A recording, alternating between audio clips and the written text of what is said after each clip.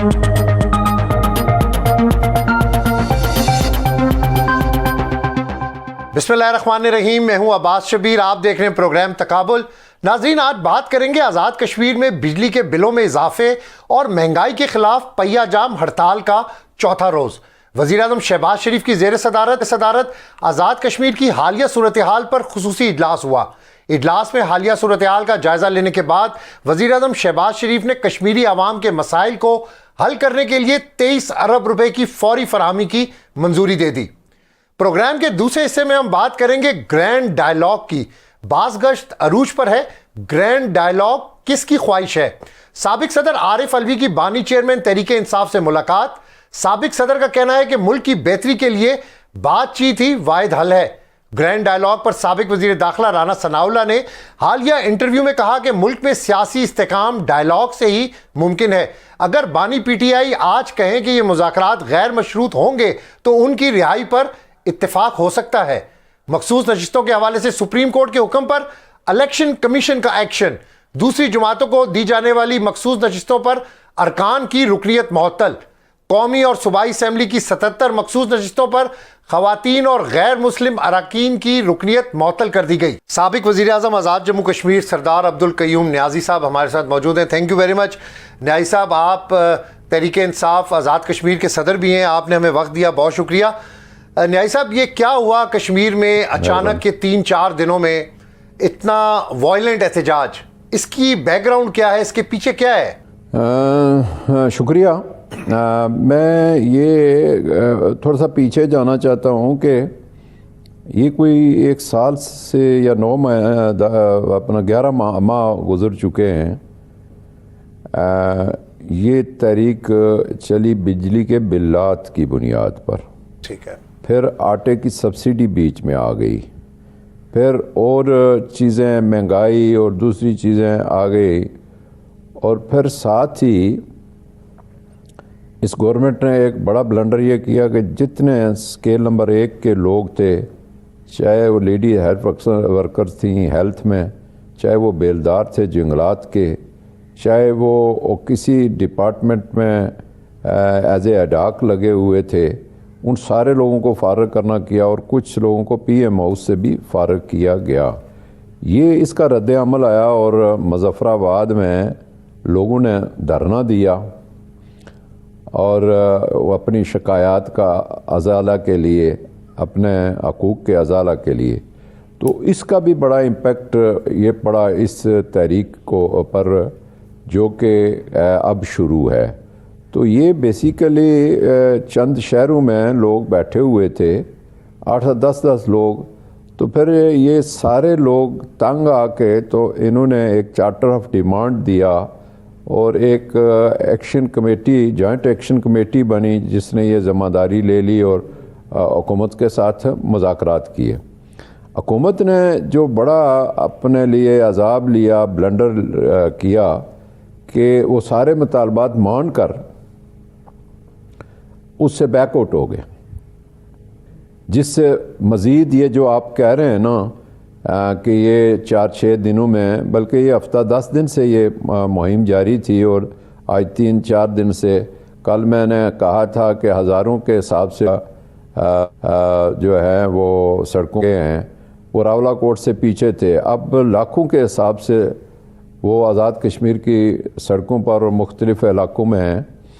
तो ये है कि ये सारा हुकूमत की मिस हैंडलिंग की वजह से हुआ, नाअहली की वजह से हुआ, और फिर बेहिसी की वजह से हुआ कि उन्होंने इस बात की फ़िक्र नहीं की। अगर कोई अवामी वज़ीर आज़म होता ना, ये चूँकि एक अरेंज वज़ीर आज़म है जो रियासत का निज़ाम चलाने के लिए सारी पार्टियों को लिया गया, अब डाउन साइजिंग करनी है तो ग्रेड नंबर 1 से क्यों नहीं आप डाउन साइजिंग? 32 आपने वज़ीर लिए हुए, बाकी मशीर से मिला के तो ये 48 का लोगों को अपने गाड़ियाँ, अखराजात, फ्यूल, ये सारा कोठियाँ, ये जितने भी मामलात हैं ये तो रियासत से ही जा रहे हैं। फिर लोगों को इस बात उन्होंने ये पॉइंट भी ले लिया, और अब उनके 3 पॉइंट्स में से जो है वो ये भी है कि अशराफिया जो है हुकूमत में उसकी मराहत कम की जाएँ, ख़त्म की जाएँ, वगैरह वगैरह। تو وہ اگر ہے تو ڈاؤن سائزنگ اوپر سے ہونی چاہیے. غریب کے چولہے بند کرنے سے تو نہیں ڈاؤن سائزی مطلب ممکن ہے. 6 سیکٹریوں کی تنخواہ ہو ساری, اور 4 وزیر اعظم وزراء کی جو ہے, اور وزیر اعظم کی ایک جو 5 لوگوں کی تنخواہ بنتی ہے, وہ ان لوگوں غریب لوگوں کے وہ سارے جو جتنے ملازم ہیں ان کی ماہانہ جو ہے وہ ان کے اخراجات بنتے ہوں. تو یہ وہ چیزیں ہیں جو لوگوں کے دلوں میں جب بس گئی, اور وہ تکلیف دہ چیزیں تھیں. ہر طرف انہوں نے اپنے لیے ایک محاذ کھول لیا اور پرواہ نہیں کی کبھی. ہاں پھر ہم نے بلدیاتی الیکشن پی ٹی آئی نے کرائے تھے, اور جب بلدیاتی نمائندوں نے یہ کہا کہ جی ہمیں اختیارات دیے جائیں اور پھر ہمیں جو ہے وہ فنڈز دیے جائیں, تو اس پر پرائم منسٹر یہ کہتا ہے کہ اگر ہم اختیارات اور فنڈز آپ کو دے دیں تو ہم ریڈی لگا لیں گے. پھر دھرنے والوں نے کہا کہ ہم مظفر آباد آ رہے ہیں, تو اس نے کہا یہ تمہارا باپ ان پلوں سے گزرے گا. مطلب عجیب کسی ایسے ڈائلاگ کیے جو فلموں میں بھی نہیں ہوتے. یہ عوام ہے اور یہ حق مانگتی ہے, اور حکومتیں جو ہے وہ ایک خاندان میں جس طرح ماں باپ کا درجہ ہوتا ہے, ایک ماں کا درجہ حکومت رکھتی ہے. تو یہ ہے کہ ان لوگوں کو ستایا گیا کہ اس نتیجے پر پہنچے ہو. لوگوں کا قصور نہیں ہے, مطالبات بھی میکسیمم جو ہیں ان کے جائز ہیں. لیکن نیائی صاحب جو پرتشدد واقعات ہوئے ہیں, بڑی خوفناک فوٹیجز ہم نے دیکھی ہیں, اس کی ذمہ داری کون لے گا؟ کون اس کا ذمہ دار ہے؟ جو ذمہ دار ہیں ان کے خلاف کارروائی بھی ہوگی؟ آپ حمایت کرتے ہیں کارروائی کی؟ دیکھیں جی, میں تو یہ کہوں گا کہ اس کی ذمہ داری یہ کس نے یہ لوگوں کے معاملات کو دیکھنا تھا؟ یہ تو حکومتیں ہی ہوتی ہیں, ادارے ہوتے ہیں. تو یہ تو حکومت پر ذمہ داری آتی ہے کہ انہوں نے یہاں تک لوگوں کو بچایا کہ لوگ مرنے مارنے پر پہنچ گئے, قتل و غارت پر آ گئے, گراؤ جلاؤ کی صورت میں آ گئے. یہ کیوں ہے؟ مہنگائی تو اس پوری دنیا میں ہے. آزاد کشمیر میں ہینڈل نہیں کیا گیا. آزاد کشمیر حکومت نے اپنے آپ کو جو ہے وہ یہ سمجھے کہ ہمیں کوئی نہیں چھیڑ سکتا. وہ اس لیے کہ یہ کوئی پارلیمانی نظام سے نہیں آئے ہیں, اسمبلی سے اندر ہی سے ایک ایسے شخص کو بنا لیا گیا راتوں رات, ایک ایسا ماڈل تیار کیا گیا کہ ایک وزیر اعظم کے ساتھ ساری جماعتوں کو لگا دیا گیا. پیپلز پارٹی سے پوچھتے ہیں تو کہا کہ یہ کیا کیا آپ نے, تو انہوں نے کہا اوپر سے حکم آیا ہے. نون والوں سے پوچھتے ہیں تو وہ کہتے ہیں اوپر سے حکم آیا ہے. اور پھر جو لوگ یہاں کمزور عقیدہ والے تھے, نئی پی ٹی آئی آئی تھی, گورنمنٹ بنی تھی, وہ بھی ساتھ رکھ کے تو ایک ایسی گورنمنٹ بنی جس کے کوئی 3-4 وارث ہیں. اور یہ کوئی ایک پارٹی ہوتی ہے نا تو وہ اتحادی جماعت. اچھا, یہ ریئیکشن ہے لوگوں کا جس طریقے سے آپ کو ہٹایا, جس طرح آپ بات کر رہے ہیں؟ اور کیا جو وزیر اعظم تھے ان کو اسلام آباد میں ہونا چاہیے تھا یا اپنے حلقے میں ہونا چاہیے تھا, اپنے علاقے مظفر آباد میں ہونا چاہیے تھا؟ اور اس کے ساتھ یہ ضرور ایڈ کریں کہ کیا یہ حکومت پر جو موجودہ آپ کی حکومت ہے آزاد جموں کشمیر کی, یہ اس پر عدم اعتماد ہے لوگوں کا؟ بالکل, یہی لوگوں نے ساری پارٹیوں کو ووٹ دیا, اور اکثریت کی پارٹی پی ٹی آئی تھی جس سے اقتدار چھینا گیا اور ایک ایسے آدمی کو لایا گیا. دیکھیں, یہ جو آپ کا پہلا کوسچن کا حصہ تھا نا, یہ ہے کہ وزیر اعظم عوام کا ہوتا ہے, اس کو عوام میں ہونا چاہیے. یہ اس کو بمبر سے شروع کرنا چاہیے تھا اور کیل تک جانا چاہیے تھا, جس میں کوٹلی آتی ہے, راولا کوٹ آتا ہے, اور اسی طرح باغ ہے, مظفر آباد ہے, اور آگے. لیکن یہ اس وقت جب یہ تحریک چل رہی تھی تو اس کو ٹھنڈا کرتے, لیکن ایسا نہیں کیا گیا. طاقت کا جو ہے نا زوم تھا کہ طاقت استعمال کریں گے, وہ زوم تو ختم ہو گیا. اب جب کہ یہ تحریک اس وقت اتنے عروج پر ہے, ایڈمنسٹریٹولی پرائم منسٹر کو مظفر آباد ہونا چاہیے, اور وہ ادھر آ کے بیٹھ گئے ہیں کہ خدا نخواستہ کوئی ادھر سے کوئی چابی لگائے گا تو صورتحال بہتر ہوگی. تو میں چونکہ کچھ دفاعی اداروں کے متعلق باتیں ہیں وہ میں میڈیا کے سامنے نہیں رکھنا چاہتا. تو آج سارے مجبور ہیں, پریشان ہیں اس پرائم منسٹر کے اس کنڈکٹ سے, جو پبلکلی اس سے نہیں ڈیل کر سکے, جن کے پاس اتنی بڑی کابینہ ہے, ہیوج قسم کی. آزاد کشمیر میں اتنی بڑی کابینہ کبھی نہیں آئی, اور اس طرح کی نہ حکومت آئی آزاد کشمیر میں. تو یہ بیسیکلی اس وقت تو حکومت کو وہاں ہونا چاہیے تھا, لیکن حالات ایسے پیدا ہو گئے کہ حکومت کو اور وزیر اعظم کو بھی چھپنا پڑا ہے, اور وہ یہ ادھر چھپے ہوئے ہیں. نیائی صاحب, یہ تحریک انصاف پر یہ الزام ہے کہ آپ لوگ بھی اس احتجاج میں شامل تھے. کیا یہ عوامی احتجاج تھا یا پولیٹیکل پارٹی بھی اس میں شامل تھی, وہ بھی سارے جماعتیں احتجاج کر رہی تھیں؟ دیکھیں جی, کوئی آپ کسی وہاں جو لوگ کرتے ہیں سوشل میڈیا پر آ جاتی ہے, اور جو لوگ چلتے ہیں تو سوشل میڈیا پر آ جاتی ہے. یہ پبلکلی احتجاج ہے, یہ کسی پارٹی کا نہیں ہے. لیکن یہاں مسلم لیگ نون اور پیپلز پارٹی اور فارورڈ بلاک, یہ وزراء ہیں, اپنے اپنے حلقوں میں جا کے لوگوں کو کہتے کہ بھائی ہم آپ کے نمائندے ہیں, یہ آپ اس طرف نہ جائیں, مشکلات پیدا ہوں گی. بھارت ہمارا ازلی دشمن ہے, اس سے اس کو فائدہ ہوگا, یہ کام نہیں کرنا. لیکن کسی نے نہیں, یہ سارے اپنے اقتدار کے پیچھے لگے ہوئے. ہمارے اسلاف نے قربانیاں دی ہیں, اور اس پاکستان کی خاطر, اس کشمیر کی خاطر. اب ان قربانیوں کا یہ صلہ ہے کہ ہم اقتدار پر بیٹھ جائیں. ان کو تو اس بات کی فکر ہی نہیں تھی, اور جس کے نتیجے میں یہ ہے کہ لوگ نکلے, ساری پارٹیوں کے لوگ ہیں. اس میں پی ٹی آئی بھی ہے, اس میں نون بھی ہے, اور اس پیپل پارٹی بھی ہے, مسلم کانفرنس بھی ہے, جموں کشمیر مسلم کانفرنس بھی ہے, جماعت اسلامی بھی ہے, اور ساری پارٹیاں جن کی برانچز پاکستان سے یہاں ہیں, ساری اس میں شامل ہیں. پوری آزاد کشمیر کی عوام اس میں شامل ہے. ہم تو صرف رہنمائی کرتے ہیں. ہم تو جس طرح آپ کوشچن کرتے ہیں ہم اس کا جواب دیتے ہیں, یہ عوام کو سمجھنے کے لیے, اپنے لوگوں کو, آپ کے جو ناظرین ہیں آپ کے توسط سے, ان کو سمجھانے کے لیے کہ یہ جو صورتحال بنی ہے اور یہ بنائی گئی ہے, یہ کس کے ذمہ جا رہی ہے اور کون اس کا ذمہ دار ہے. ہم تو وہ بات کرتے ہیں پبلکلی. تو میں نے پہلے بھی کہا نا کہ یہ چیزیں کہتے ہیں نا کہ نپ دی ایول ان دی بڈ, وہ کام تو ہوا نہیں. اب جو انجام کی طرف لوگ بھمبر سے نکلے ہوئے, تیسرا دن ہے, چوتھا دن ہے ان کو مظفر آباد پہنچنے میں, تو وہ کس طرح خالی جائیں گے, کیا جواب دیں گے اپنے لوگوں کو جو پیچھے بیٹھے ہوئے ہیں. وہ دعائیں دے رہے ہیں ان کو کہ خدا نخواستہ کوئی مس ہیپ نہ ہو, لیکن وہ ساتھ ساتھ وہ چیزیں چلتی ہیں.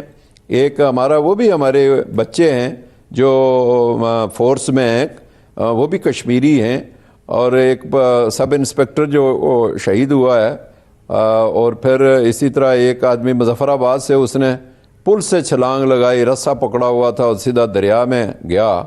تو یہ جو واقعات, راستے میں کتنے لوگ اس وقت درجنوں نہیں بلکہ سینکڑوں لوگ اسپتالوں میں ہیں.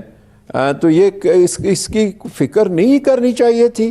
میں تو کہتا ہوں کہ اس کی فکر سب سے زیادہ ان اداروں کو کرنی چاہیے تھی جن کی آنکھ کان کھلے ہوئے ہیں, اور وہ کشمیر کو سمجھتے ہیں, مسئلہ کشمیر کو سمجھتے ہیں. یہ ایک ڈسپیوٹڈ ٹیریٹری ہے جس کا فیصلہ ہونا ہے اقوام متحدہ. سر ہمارے دشمن ملک میں, سوری میں انٹرپٹ کر رہا ہوں, ہمارے دشمن ملک نے ادارے کو اس کی فکر کرنی چاہیے تھی, پاکستان کے اسٹیبلشمنٹ کو اس کی فکر کرنی چاہیے تھی. لیکن ایسا نہیں ہوا, اور آج اتنی مشکلات ہوئیں کہ یکسر, یہ پہلے بھی ہو سکتا تھا. ممکن ہے 23 ارب نہیں, آپ 15 ارب دے کے تو پہلے بھی مسئلہ حل کر سکتے. آج 23 ارب دینا پڑا, اور پتہ نہیں باقی کی کمٹمنٹ ہوگی کہ یہ پیسے ہمیں ضرورت ہیں. تو اس طرح یہ اگر احتجاجوں سے پیسے ملنا شروع ہو گئے تو پھر کل اس بات کے بھی انتظار کریں, جو قیدی نمبر 804 ہے اس کے لیے بھی احتجاج ہوگا پاکستان میں کہ اس کو باہر کیسے نکالنا ہے, جو ایک بے گناہ آدمی سزا بھگت رہا ہے, گناہگار باہر اقتدار میں ہے اور بے گناہ اندر قید ہے. تو کل یہ بھی لوگ باہر نکلیں گے اور اس مطالبے میں کہ بے گناہ کو باہر نکالو. تو یہ اس طرح تو نہیں ملک چلتے جی. ملک انصاف مانگتے ہیں, رول آف لا مانگتے ہیں. اس طرح نہیں کہ آپ مختلف طریقے استعمال کر کے، حربے اختیار کر کے تو آپ مشکلات پر قابو پائیں گے. یہ ایسے نہیں ہو سکتا. یہ ملک کے اقتدارات اللہ کے نام سے لیا گیا تھا اور یہ دوسری نظریاتی ریاست تھی، ملک تھا جو مدینہ منورہ کے بعد بنا. اس میں جو کھلواڑ کرے گا اس کا کچھ نہیں بچے گا. میں آپ کو بتاؤں 23 ارب روپے کی فوری طور پر فراہمی کی منظوری دی گئی ہے. اس سے جو لوگوں کا وہاں پر غم و غصہ ہے، جو لوگوں کا مہنگائی اور بجلی کے حوالے سے احتجاج تھا، کیا وہ اب ختم ہو جائے گا؟ 23 ارب کی بریک اپ کیسے بنائیں گے کہ آٹے کی سبسڈی میں بھی 23 ارب سے زیادہ ان کو دینا ہے حکومت پاکستان یعنی پاسکو کو. پھر بجلی کے بلات کے سلسلے میں بھی ہے. اب لوگوں نے جو جمع نہیں کرائے ہیں، لیکن یہ ہے کہ کوئی اتنا بڑا مطالبہ نہیں ہے. یہ آزاد کشمیر جو ہے یہ ہزاریں اتنی آبادی ہے اور صرف یہ وہاں یہ ہے کہ انڈسٹری نہیں ہے وہاں کوئی ٹورزم. سر آپ سابق وزیر اعظم رہے ہیں، اس وقت تک کر سکتے. سابق وزیر اعظم آپ رہے ہیں، 23 ارب روپے سے آپ کے معاملات حل ہو جائیں گے؟ نہیں، یہ تو 23 ارب جو جن کی ضرورت ہے اس وقت کہ آٹے پر سبسڈی دی جائے آزاد کشمیر میں، تو یہ ممکن ہے، کوئی ناممکن نہیں ہے. لیکن دیکھنا یہ ہے کہ ایک اور معاملہ ہے جو براہ راست حکومت پاکستان سے ہے. مثلا بجلی کے بلات میں ایک ٹیرف ہوتا ہے اور اس کی بریک اپ میں مختلف انہوں نے ٹیکسیز لگائے ہوئے ہیں. وہ کتنے واپس کرتے ہیں اور لوگ پھر آسان ایک ساتھ میں جمع کرتے ہیں. یہ بھی ذرا ایک ہے. تو تیسرا جو مطالبہ ہے ان کا اشرافیہ کا، یا ان کے لیے مراحت کم کریں اور پھر بلدیاتی نمائندگوں جو نمائندے ہیں ان کو فنڈز مہیا کریں، اختیارات دیں.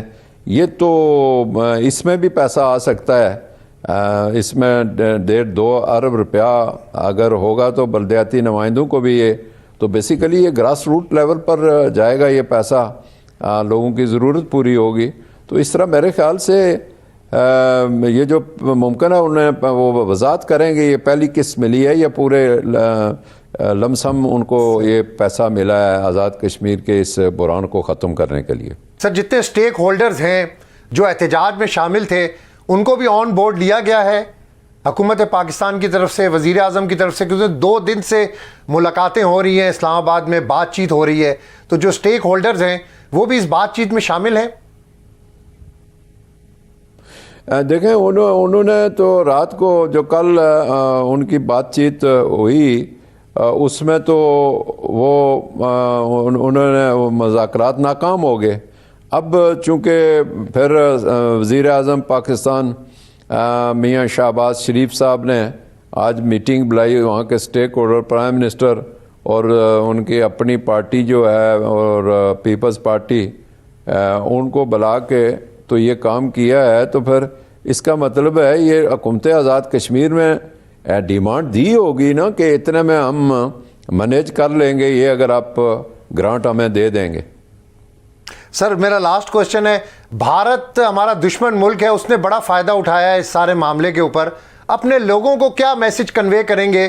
یہ جو وائلنس ہوا ہے، جو پرتشدد احتجاج ہوئے ہیں، اس حوالے سے. دیکھیں جی، بھارت ہمارا ازلی دشمن ہے.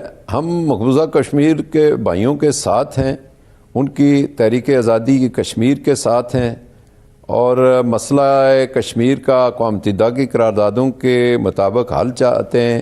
یہ ہمارے گھر کی لڑائی ہے، یہ ہمارے گھر کا جھگڑا ہے. بھارت اس سے فائدہ نہیں اٹھا سکتا کہ یہ غیور لوگ اگر اپنے حقوق کی خاطر پر سڑکوں پر آ سکتے ہیں، دارالخلافہ کی طرف رخ کر سکتے ہیں، تو بھارت کو بھی یہ سمجھنا چاہیے کہ یہ خدا نخواستہ اگر انہوں نے بھارت کی طرف رخ کیا آزادی کے لیے تو یہ آزادی لے کر لیں گے اور بھارت ایسی غلطی نہیں کر سکتا. بھارت ہمارا دشمن ہے. ہم نے بھارت سے اس کشمیر کو چھڑانا ہے جس کے لیے ہمارے بزرگوں نے اس وقت کی پارلیمنٹ سے مسلم کانفرنس تھی جموں و کشمیر کی نمائندہ جماعت، جنہوں نے 19 جولائی 1947 کو کشمیر بنے گا پاکستان کی بنیاد پر جو ہے وہ پاکستان بننے سے کوئی 25 دن پہلے 24 دن پہلے قرارداد پاس کر لی تھی. تو اس لحاظ سے لیکن سر بھارتی میڈیا اس کا بہت فائدہ اٹھا رہا ہے. انہیں میڈیا تو دیکھیں نا جی, میڈیا تو ہائپ کریٹ کرتا ہے, اس کا کام ہی یہی ہے. لیکن میں بھارتی میڈیا کو یہ بتانا چاہتا ہوں کہ تم نے ابھی آزاد کشمیر کے لوگوں کو نہیں سمجھا کہ 1947 میں ان لوگوں نے ڈنڈے کلاڑیوں سے تلواروں سے جو ہے یہ علاقہ خطہ آزاد کرایا ہے. تو آج تو ہمارے پاس اللہ کے فضل و کرم سے ملک پاکستان ایٹمی طاقت ہے, اور ہمارے پاس ہر قسم کے وہ وسائل موجود ہیں جو بھارت کے آنکھوں میں آنکھیں ڈال کر کشمیری جو ہے اپنے مسئلے کا حل نکالیں گے انشاءاللہ. سر میرا لاسٹ کویشچن ہے, سر پارلیمنٹ کا فورم آپ کے پاس موجود ہے, بہت سی سیاسی جماعتیں پی ٹی آئی کے آپ لوگ کہہ رہے ہیں کہ ہمیں اعتماد نہیں ہے اس وزیر اعظم پر, اس حکومت پر, تو کیا پارلیمنٹ کا فورم بھی استعمال کرنے جا رہے ہیں عدم اعتماد کے لیے یا کسی اور پروٹیسٹ کے لیے؟ میں تو سمجھتا ہوں جی کہ اتنا بڑا پروٹیسٹ آیا ہے تو اس ایسے حالات میں وزیر اعظم کو استعفیٰ دے دینا چاہیے تھا, اور پھر یہ جمہوری ایک طریقہ کار ہے.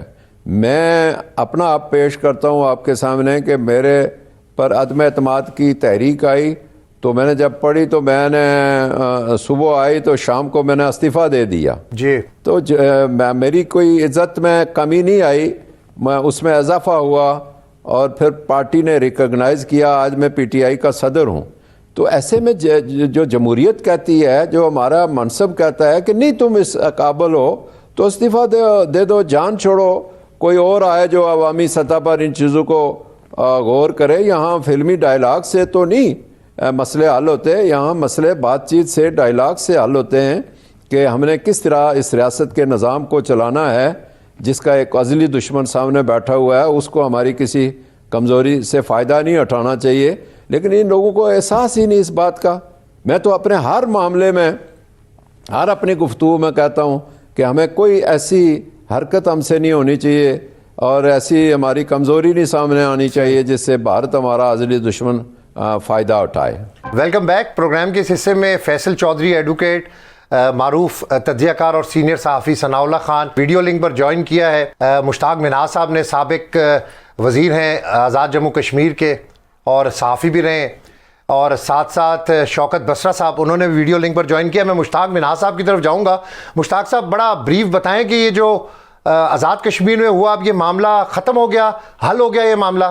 دیکھیں نظر بظاہر تو یہ ہے کہ جو ابھی چونکہ جو جوائنٹ ایکشن کمیٹی ہے اس کی طرف سے کوئی اعلامیہ نہیں آیا, لیکن گورنمنٹ آف آزاد کشمیر نے بجلی کے نرخ بھی اور آٹے کی نرخ بھی, اس کے متعلق جو نئی قیمتیں ہیں سبسڈائز ریٹ کی, وہ انہوں نے نوٹیفیکیشن جاری کر دی ہیں. تو اب اگر تو جو یہ مارچ ہے یا یہ جو دھرنا دینے جا رہے ہیں, یہ اگر صرف آٹے اور یہ جو بجلی کے نرخوں کے متعلق تھا اور ان میں ریلیف دینے کے متعلق تھا, تو اس حد تک تو 23 ارب روپے کی پیکج کی منظوری وزیر اعظم پاکستان میاں شہباز شریف صاحب نے دے دی ہے. لیکن اگر اس کے بعد اگر کوئی, آپ کو پتہ ہے جب اس طرح کے دھرنے ہوتے ہیں, مارچ اس طرح کے نکلتے ہیں, تو کوئی ایک ایلیمنٹ اس میں نہیں ہوتا. اس کے تابع جو اس وقت شوکت نواز میر صاحب ہیں جو جوائنٹ ایکشن کمیٹی کے سربراہ ہیں, تو میں ان کی تھوڑی دیر پہلے ان سے میں سوشل میڈیا پر دیکھ رہا تھا, تو انہوں نے کہا کہ ابھی تک ہمارے ہاتھ میں نوٹیفیکیشن نہیں آئے, ہم اس مسئلے کا دیر پا حل چاہتے ہیں. تو اگر تو انہوں نے اس کے اوپر سیٹسفائی ہو گئے تو دیکھیں گے کہ وہ کیا ان مارچ والوں کو, جس میں مختلف اور بھی عناصر شامل ہیں, یہ ان کو واپس بھیجنے میں کامیاب ہوتے ہیں یا شاید ان کی بھی نہ سنی جائے. کیونکہ کچھ لوگ ایسے بھی ہیں یہاں پر جو آزادی کا مطالبہ ہیں, تو آزادی کا مطالبہ تو میرے آپ کے بس میں نہیں ہے. اگر آٹے دال کے بارے میں یا بجلی کے بارے میں ہے تو اس کا مسئلہ تقریباً میرے خیال میں حل ہوا ہے, لیکن اس کو وہ عارضی نوٹیفیکیشن کہہ رہے ہیں. ابھی مارچ کے شرکاء میں سے کچھ لوگوں کی میں گفتگو سن رہا تھا, وہ کہہ رہے ہیں کہ یہ عبوری حل ہے, مستقل حل نہیں ہے. تو مستقل حل اب وہ خود بتائیں گے کہ ان کے نزدیک مستقل حل کیا ہے. تو ابھی تک بظاہر جو ہے نا یہ مثبت پیش رفت ہے. یہ میں دیکھ رہا ہوں کہ یہ جو دھرنے کے لوگ ہیں یا مارچ کرنے والے ہیں, یہ ڈسپرس ہو جائیں گے اگر جو باقی یہاں پر جو عناصر ہیں اگر انہوں نے اس کو ہائی جیک نہ کیا تو. چلے جی، آزاد کشمیر سے اب ہم اسلام آباد کی طرف آتے ہیں. مشتاق صاحب، گرینڈ الائنس کی باتیں ہو رہی ہیں، کیا سمجھتے ہیں کہ اب یہ معاملات بہتری کی طرف جا رہے ہیں؟ دیکھیں جی، گرینڈ الائنس کا جو میں جس کی تشریح کرتا ہوں کہ اگر آپ خلوص نیت کے ساتھ بیٹھے نا سارے لوگ، تو اس کے بعد مکالمہ کریں تو پھر یہ الائنسز بھی بن سکتے ہیں اور پاکستان کے لیے ہم اس کو آگے بھی لے جا سکتے ہیں. لیکن اگر وقتی طور پہ ایک دوسرے کو یعنی کوئی دھوکے اور فریب میں رکھ کے اگر آپ بات چیت کریں گے، ایک دوسرے پہ اعتماد نہیں ہوگا، اور پاکستان کے حوالے سے، پاکستان کی اکانومی کے حوالے سے کوئی واضح اور غیر مبہم جو اگر آپ کے پاس کوئی لائے عمل نہیں ہے تو یہ فیوٹائل ایکسرسائز ہوگی. ہاں، اگر خلوص نیت کے ساتھ، اور خاص طور پہ یہ میں سمجھتا ہوں کہ یہ بات میرے جو پی ٹی آئی کے ساتھی ہیں اور جو ان کے قائد ہیں عمران خان صاحب، یہ بات اب ان کے کورٹ میں ہے کہ وہ کس طریقے سے اس کو دیکھتے ہیں. اگر وہ یہ پھر اس بات پہ دہراتے ہیں کہ جناب پہلے یعنی ساری چیزیں آپ بہتر کر لیں، الیکشن کو دوبارہ اس کے نتائج کو بہتر کریں جو ان کے مطالبات ہیں، تو پھر بات آگے نہیں بڑھے گی. اگر آگے بات تبھی بڑھ سکتی ہے کہ ہم ایک دوسرے کے نقطہ نظر کو سمجھتے ہوئے پاکستان کو آگے کی طرف لے جانے کے لیے کچھ چیزیں جو ہے نا اس کو ڈسکس نہ کریں. اور جو لینگویج اس وقت گنڈاپور صاحب اور فیصل کریم کنڈی صاحب کے درمیان ہو رہی ہے کے پی کے میں، اس طرح کی زبان کو فروغ نہ دیا جائے اور ایک دوسرے کے نقطہ نظر کو سمجھتے ہوئے اگر آگے چلا جائے تو کافی گنجائش میں دیکھتا ہوں اس میں. جی بسرا صاحب. دیکھیں عباس بھائی، پہلے تو میں کشمیر کے حوالے سے گزارش کرنا چاہتا ہوں مناز صاحب کی موجودگی کا فائدہ اٹھاتے ہوئے کہ ہمارے بھی بہت سارے کشمیری بھائی دوست ہیں، ظاہر ہے پارٹی کے بھی ہیں اور بھی ہمارا سرکل ہے، وہ بار بار ہمیں کہہ رہے تھے کہ جو موجودہ کٹ پتلی حکومت ہے جو کہ غیر منتخب ہے، وہ کشمیر میں اس سے بھی زیادہ ظلم کر رہی ہے جو انڈیا مقبوضہ کشمیر میں کر رہا ہے. تو مجھے بتائیے ہم کیا دنیا کو یہ ماڈل دکھا رہے ہیں اور دنیا کو کیا دکھا رہے ہیں کہ پاکستان میں اس وقت کیا ہو رہا ہے. اور اس کی ریزن یہ ہے کیونکہ پاکستان میں بھی یہ غیر جمہوری لوگ ہیں، غیر منتخب لوگ ہیں. اسی طرح رجیم چینج جس طرح پاکستان میں ہوا، اس طرح آزاد کشمیر میں بھی رجیم چینج ہوا تھا، اور وہاں پہ بھی جو ڈمیز تھے، جو جن کے پاس کوئی مینڈیٹ نہیں تھا، بائی ہوک اور بائی کروک، جس طرح اسٹیبلشمنٹ نے ان ڈمیز کو مسلط کیا پاکستان میں، آزاد کشمیر میں ان کو مسلط کر دیا. تو الٹیمیٹلی رزلٹ تو یہ نکلنا تھا کہ جب آپ ایشوز کو ایڈریس نہ کریں، ایشو تھا کیا بھئی؟ اگر آپ پیسے ان کو وقتی جاری کر دیتے، جو سبسڈی ان کی بنتی ہے آئینی اور قانونی طور پہ، جو کہ گلگت میں بھی موجود ہے، تو یہ معاملہ ہونا ہی نہیں تھا. تو اینی وے، تو بڑا یہ انفارچونیٹ ہے کہ پہلے مودی جو ہے جس طرح کی گفتگو کر رہا ہے ہمارے متعلق، اور ہم بھاگ جا رہی ہے، ہماری حکومت مرے جا رہی ہے مودی کے عشق میں، کیونکہ یہ مودی کی یاری جو ہے نا وہ لے ڈوبے گی کسی نہ کسی دن ہمیں، کیونکہ ان کو کاروبار کا وہاں شوق ہے، تجارت کا شوق ہے، اور وہ جو گفتگو اس نے کی ہے وہ چلا نہیں سکتے آپ. وہ کہتے ہیں ان کی کیا حیثیت اور اوقات ہے، ہم تو آگے بہت نکل گئے ہیں، ہمارے پاس تو اس وقت یہ روٹی پوری کر لیں اپنی تو وہی کافی ہے، تو ان سے ہم کیا لڑیں گے یا کیا کریں گے. دوسری بات عباس بھائی، جہاں تک آپ نے اتحادوں کی بات کی، تو پہلا نقطہ یہ ہے، دیکھیں اگر تو آپ کہتے ہیں کہ پاکستان میں جمہوریت ہے، آئین ہے، قانون ہے، جو عملی طور پہ اس وقت نہیں ہے. اس وقت پاکستان میں مارشل لا سے بھی بدترین حالات ہیں. چلیں اگر آپ کہتے ہیں کہ آپ نے یہ ایک مصنوعی نظام بنا لیا ہے، ایک جال سازی کے ذریعے آپ نے لوگوں کو مسلط کر لیا ہے، تو اس کا تو پہلا نقطہ یہ ہے کہ اگر آپ ہمارا مینڈیٹ واپس نہیں کرتے، اگر میاں نواز شریف ہارا ہوا ہے، تو مجھے بتائیے آپ کے پاکستان میں جیتا کون ہے؟ مولانا فضل الرحمان صاحب کیا کہہ رہے ہیں؟ اربوں روپے کی خرید و فروخت ہوئی ہے بلوچستان، سندھ میں اور باقی سیٹوں پہ. خود جاوید لطیف صاحب کہہ رہے ہیں کہ 90 کروڑ میں 5 سیٹیں بکی اور اسٹیبلشمنٹ کے لوگوں نے خریدی ہیں ایک سمگلر کے ذریعے. تو مجھے بتائیے کہ ان کے ساتھ تو ڈائیلاگ اس لیے نہیں ہو سکتا، یہ بینیفیشریز ہیں اس سارے نظام کے. ہم کہتے ہیں کہ چونکہ یہ ڈمیز کہہ لیں، ان کو ممیز کہہ لیں، ان کو پپٹس کہہ لیں، ان کو کٹ پتلیاں کہہ لیں، تو ان کے پاس تو اختیار ہی نہیں ہے بات چیت کرنے کا. جو میاں شہباز شریف وہ خود اپنی مرضی سے باتھ روم نہیں جا سکتے، تو مجھے بتائیے ان سے ہم کیا بات کریں گے؟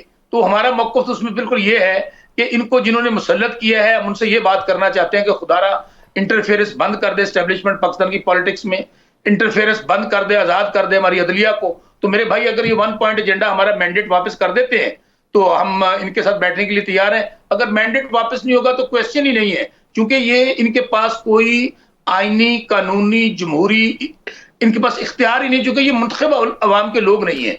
اگر میں پھر بار بار کہہ رہا ہوں کہ کیا کہتا ہے جاوید لطیف، کہندے نے اسی کوئی ہلکا کھلواڑ دا کہیے نا، وہ کہتے ہیں کھولیے بھی نواز شریف بڑا ہلکا.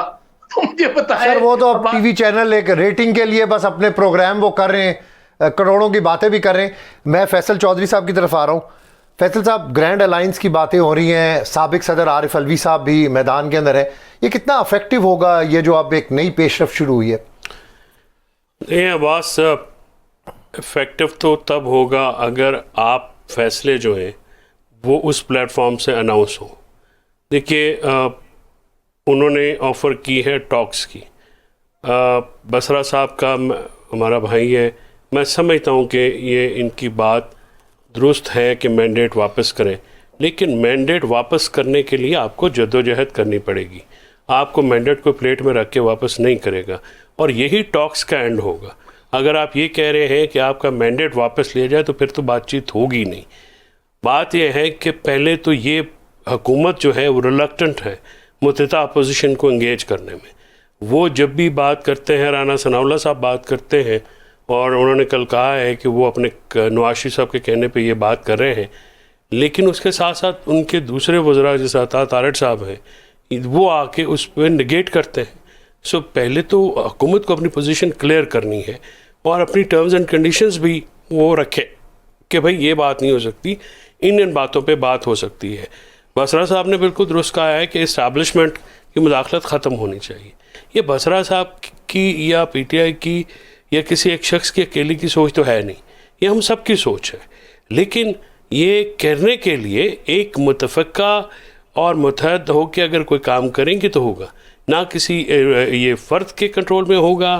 یہ پاکستان میں اس وقت خاص کر دیکھیں 2-3 طریقے ہو سکتے ہیں نا کوئی بھی گول اچیو کرنے کے لیے. اس طریقے میں یہ ہے کہ آپ بات چیت کر سکتے ہیں, پریشرائز کر سکتے ہیں. جو اس وقت حکومت میں میرا نہیں خیال کہ نون لیگ یا اس سے بات کرنے سے آپ یہ اندیا دیں گے کہ آپ مینڈیٹ تسلیم کر رہے ہیں. ظاہر ہے آپ ان کا مینڈیٹ تسلیم کیے بغیر بھی تو پولیٹیکل باتیں ہوتی ہیں, ڈیلی باتیں ہوتی ہیں, اور بات چیت کے علاوہ اور کوئی حل نہیں ہے. یہ آج انہوں نے کہا ہے. میں اپنے طور پہ سمجھتا ہوں کہ اسٹیبلشمنٹ سے بات کرنا, پھر ایک طرف آپ کہہ رہے ہیں کہ ان کا رول ختم ہو, دوسری طرف آپ یہ کہہ رہے ہیں کہ ہم باتیں انہیں سے کریں گے. سو یہ باتیں کانٹراڈکشنس ہیں. ثناء اللہ صاحب مذاکرات کے علاوہ کوئی اور راستہ ہے؟ اور الیکشن کمیشن کا جو نوٹیفیکیشن ہے اس پر بھی ذرا کمنٹ کریے گا. دیکھیں مذاکرات کا فائدہ اس وقت ہوگا عباس بھائی جب آپ سچ بولیں گے, آپ نے جو غلطیاں کی ان کو تسلیم کریں گے, کبوتر کی طرح آنکھیں بند نہ کریں, لوگوں کو بیوقوف نہ بنائیں. آپ کو ساری چیزیں 2013 سے دیکھنی پڑیں گی.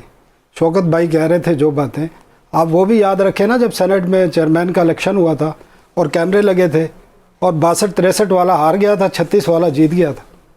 اور کس طرح ایک منتخب حکومت کو 2013 سے, جس میں سارے جنرل بھی ملوث تھے, عمران خان صاحب خود ملوث تھے, جنرل فیاض تھا, جنرل پاشا تھے, جنرل باجوہ تھے, سارے تھے, کیا کیا نہیں ہوا سب کو نہیں پتا. اب کبوتر کی طرح سب آنکھیں بند کر رہے ہیں. تو سب کو بیٹھیں ساتھ اور بیٹھ کے قوم سے معافی مانگیں کہ ہم نے یہ غلطیاں کی ہیں, اور آئندہ عہد کریں کہ ہم جرنیلوں کے ساتھ مل کے سازشیں نہیں کریں گے. آج بھی وہی ہو رہا ہے نا. تو آپ کیسے ڈیمانڈ کر رہے ہیں کہ ہمارا مینڈیٹ واپس کریں؟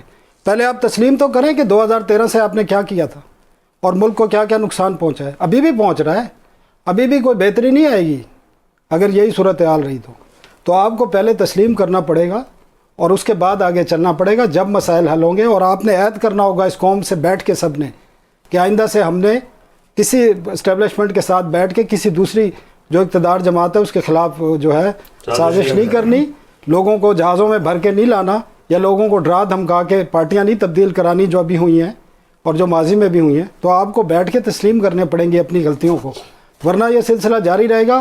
اور سیاست دان اسی طرح جس طرح آج حکومت کا حال ہے نا, شہباز شریف کی کیا حیثیت ہے آپ کو نہیں پتا, روک سکتے تھے کسی کو؟ کس طرح لوگ سینیٹر بنے اور کس طرح ڈیسیجن ہو رہے ہیں آپ کو بھی پتا ہے, کون کر رہا ہے ڈیسیجن.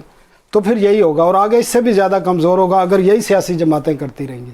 تو گرینڈ الائنس کا کوئی فائدہ نہیں. بیٹھیں اور پھر قوم سے معافی مانگیں, حقائق کو تسلیم کریں, ہم سے یہ غلطی ہوئی ہے سب تسلیم کریں, اس کے بعد آگے بڑھیں. اس کے بعد اکانومی بھی ٹھیک ہوگی, جمہوریت بھی پروان چڑھے گی اور میڈیا بھی ٹھیک ہو جائے گا. لیکن اگر اس طرح چلتے رہیں گے تو کوئی فائدہ نہیں. اقتدار کے لیے آپ اسٹیبلشمنٹ کے گود میں جا کے اگر جو بھی بیٹھے گا پھر تمام جمہوری نظام کمزور ہوگا, پارلیمنٹ کمزور ہوں گی اور سیاسی حکومتوں کی کوئی حیثیت نہیں. مشتاق منہاج صاحب, مخصوص نشستوں کے حوالے سے سپریم کورٹ کے حکم پر آج الیکشن کمیشن نے جو مخصوص نشستیں تھیں ان میں بہت سے جو اراکین تھے ان کو ڈی نوٹیفائی کر دیا ہے. اب آپ کیا دیکھتے ہیں اگلا اس کا سین, کیا سینیرو نظر آ رہا ہے اب آپ کو؟ دیکھیں, ہم آئین اور قانون اور پاکستان کی عدلیہ پہ یقین رکھتے ہیں, اور ہم یہ سمجھتے ہیں کہ جو کیس اس وقت سپریم کورٹ آف پاکستان میں ہے اس کا عدلیہ میرٹ کے اوپر اس کا فیصلہ کرے گی, اور جو بھی فیصلہ ہوگا وہ ہمارے لیے قابل قبول ہوگا.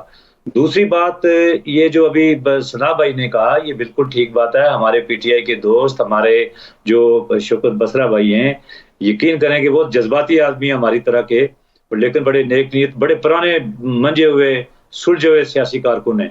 لیکن مجھے دکھ ہوتا اور حیرت بھی ہوتی ہے کہ وہ جب یہ سین جو پولیٹیکل ہسٹری ہے وہ یہ سمجھتے ہیں کہ تاریخ جو ہے سیاسی وہ کوئی یہ 8 مئی فروری کے الیکشن سے یا عمران خان کی عدم اعتماد کی تحریک سے بات شروع ہوئی ہے.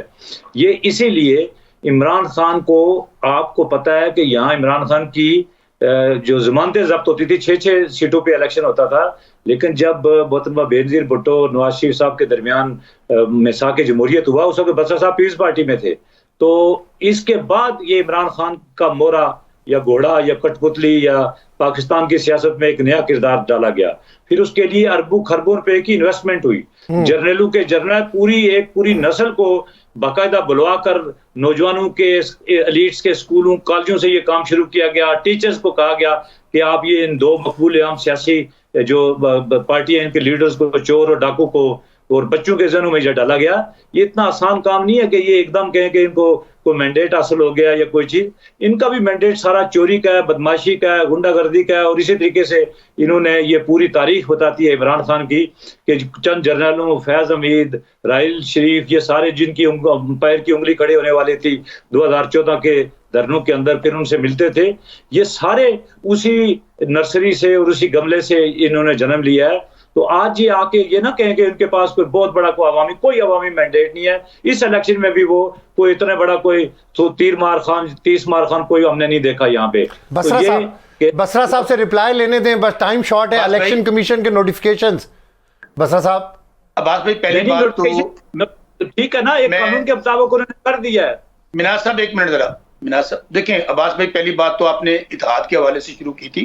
میں وہ بتا دوں ہمارا 6 جماعتی اتحاد تو آلریڈی ہو چکا ہے تحفظ آئین پاکستان کے نام سے, اور میں آپ کو یہ خبر بھی دے رہا ہوں کہ مولانا فضل الرحمان کو بھی ہمارے لیڈروں کی ملاقات ہو چکی ہے. انہوں نے یقین دلایا ہے کہ آپ رول آف لا کے لیے, اور یہ جو اس وقت اتنا بڑا مینڈیٹ پہ ڈاکہ پڑا ہے, جو چوری ہوئی ہے, اس 1 پوائنٹ ایجنڈے پہ ہم آپ کے ساتھ ہیں.